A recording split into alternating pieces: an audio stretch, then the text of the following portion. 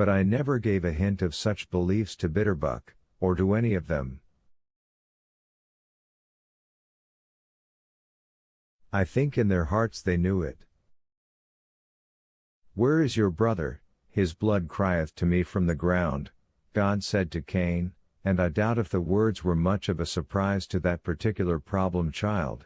I bet he heard Abel's blood whining out of the earth at him with each step he took.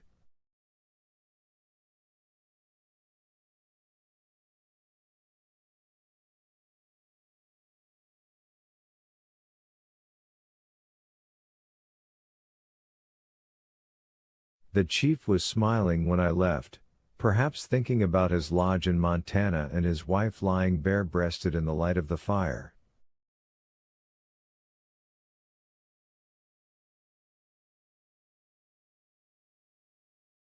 He would be walking in a warmer fire soon, I had no doubt.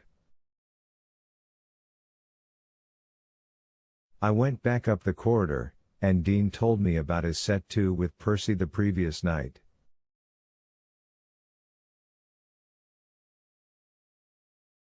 I think he'd waited around just so he could, and I listened carefully.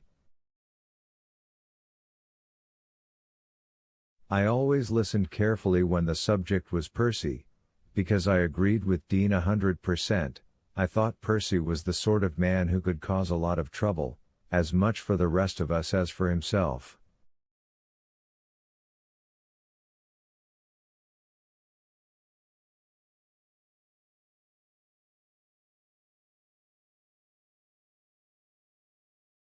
As Dean was finishing, old Toot Toot came by with his red snack wagon, which was covered with hand-lettered Bible quotes, "Repent for the Lord shall judge his people," Deuteronomy 32:36, "And surely your blood of your lives will I require," Genesis 9:5, and similar cheery, uplifting sentiments, and sold us some sandwiches and pops.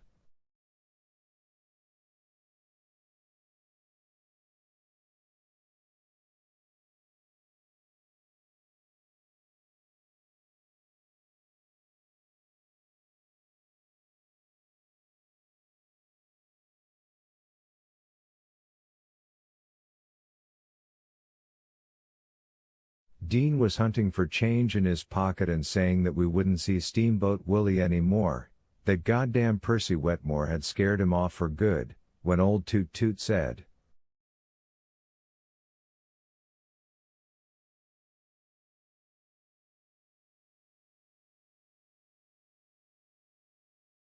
"What's tha 'ere, then?" We looked, and here came the mouse of the hour his own self, hopping up the middle of the Green Mile.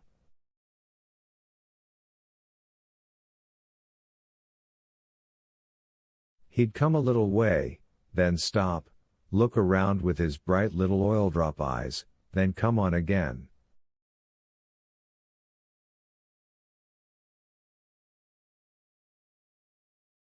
"Hey, mouse," the chief said, and the mouse stopped and looked at him, whiskers twitching.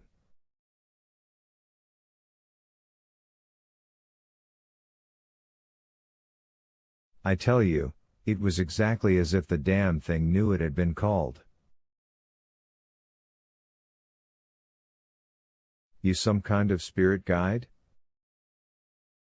Bitterbuck tossed the mouse a little morsel of cheese from his supper. It landed right in front of the mouse, but Steamboat Willie hardly even glanced at it, just came on his way again, up the Green Mile, looking in empty cells.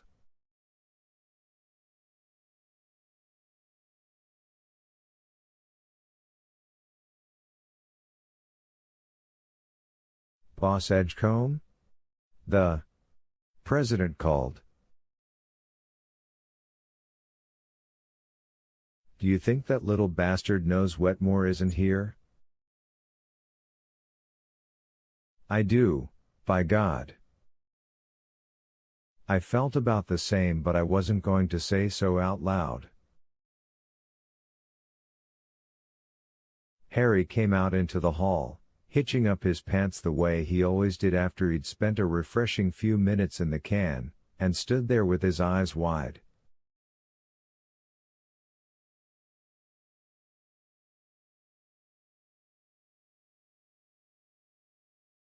Toot Toot was also staring, a sunken grin doing unpleasant things to the soft and toothless lower half of his face.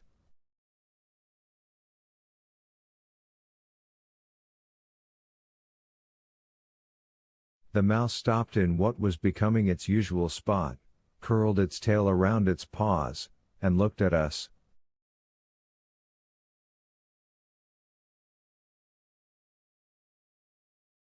Again I was reminded of pictures I had seen of judges passing sentence on hapless prisoners, yet had there ever been a prisoner as small and unafraid as this one?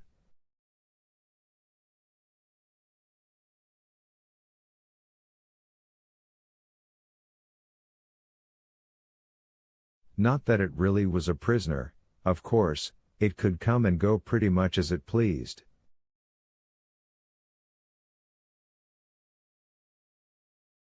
Yet the idea would not leave my mind, and it again occurred to me that most of us would feel that small when approaching God's judgment seat after our lives were over, but very few of us would be able to look so unafraid.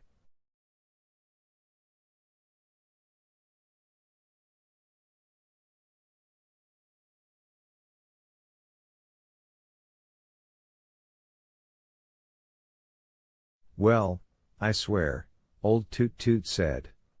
There he sits, big as Billy be frigged.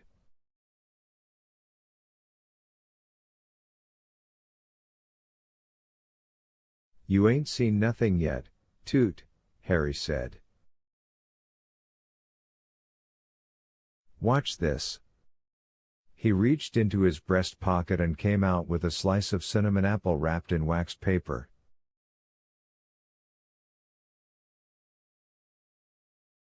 He broke off the end and tossed it on the floor. It was dry and hard and I thought it would bounce right past the mouse, but it reached out one paw, as carelessly as a man swatting at a fly to pass the time, and batted it flat.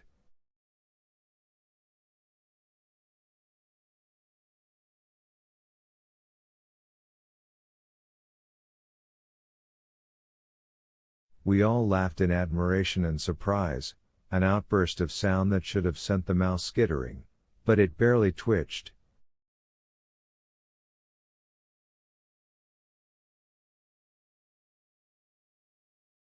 It picked up the piece of dried apple in its paws, gave it a couple of licks, then dropped it and looked up at us as if to say, "Not bad, what else do you have?"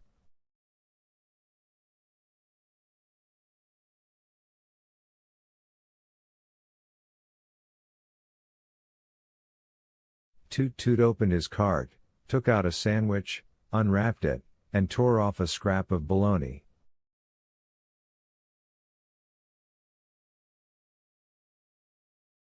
Don't bother, Dean said.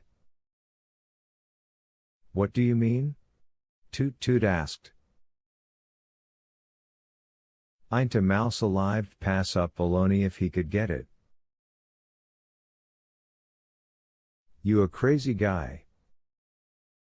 But I knew Dean was right, and I could see by Harry's face that he knew it, too.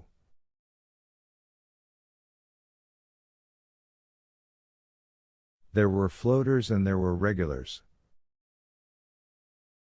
Somehow, that mouse seemed to know the difference. Nuts, but true. Old Toot Toot tossed the scrap of bologna down, and sure enough, the mouse wouldn't have a thing to do with it, sniffed it once and then backed off a pace.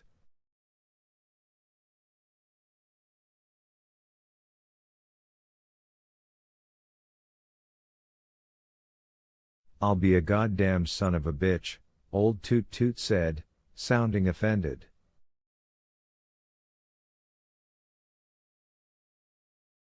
I held out my hand.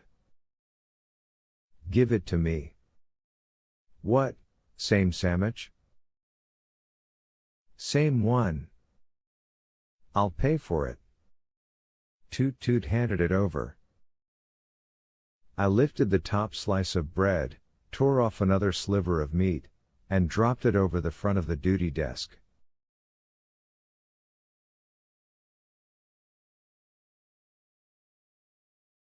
The mouse came forward at once, picked it up in its paws, and began to eat.